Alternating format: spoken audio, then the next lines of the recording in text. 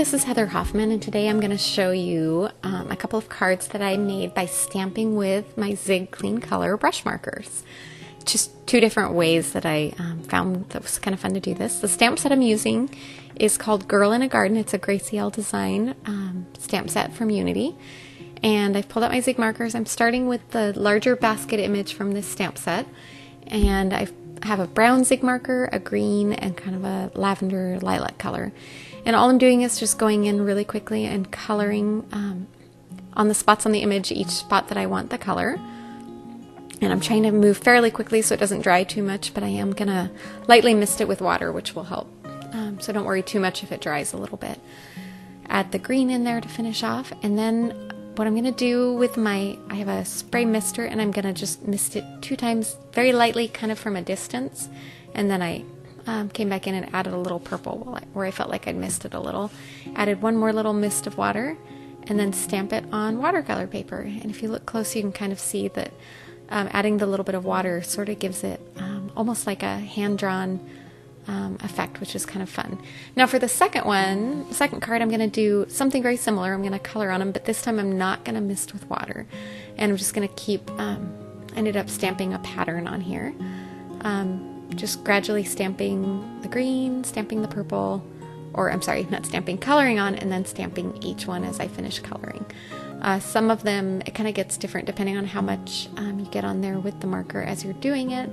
Some of them end up a little more clear and crisp. Some of them end up a little more the watercolor effect. So it's kind of fun, even though you're using one stamped image and making a background, it looks a little, I don't know, more free-spirited, more watercolor. I guess when I think of watercolor, I don't think of crisp lines and everything being perfect.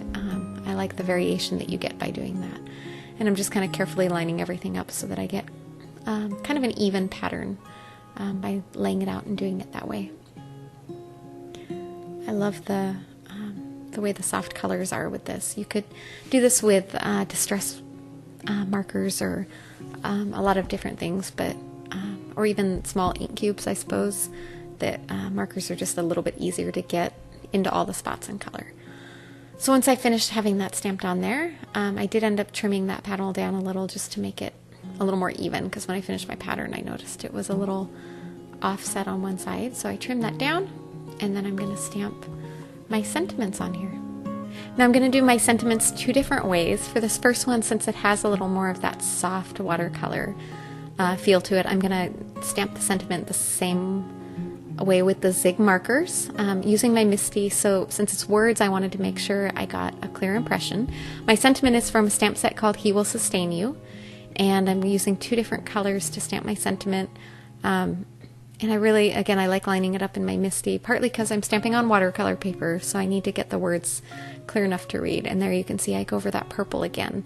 But if I miss any little spots or it's not quite clear enough, I can restamp it again and get a nice clear look at it. But it looks almost hand-done watercolored, which fits the feel of that card really well.